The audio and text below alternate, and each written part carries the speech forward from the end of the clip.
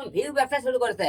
আরে ভাই আমি তো বলছি কাজ করতে চাই, নতুনদের আপনারা সুযোগ করে দেন না। আমার কাছে হয়তো সহযোগিতাটা হয়তো হিরো লোক পেয়ে যায়, এটা আপনারা অনেকে গালি দেন, বকা দেন, আপনারা অনেকে আমাকে হলে দেয়, অনেক কথা বলেন। মেয়েদেরকে অনেকে বলেন যে তোমাদের এত রুচি খারাপ, দেখে শুনে হিরো আলমের কাছে দাও। আরে ভাই তোমাদের এত রুচি ভালো থাকতে তোমরা নিয়ে যেতে পারো না কেন? এটা তোমাদের ব্যর্থতা, তোমাদের কাছে যায় না কেন?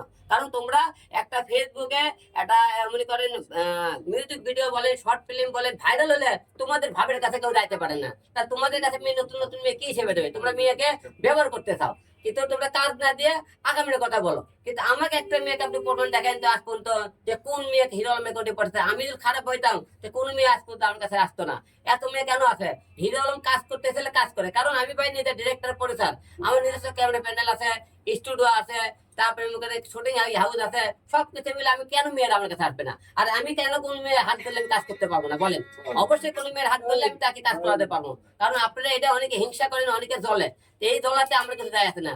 আমার আপনার একটা গান আছে না, তোদের জ্বলবে আমার তাতেই চলবে, বুঝছেন? আপনি বললে আমি চলবে, আর বলার দরকার নাই, দ্বিতীয়বার রিপিট হবে না।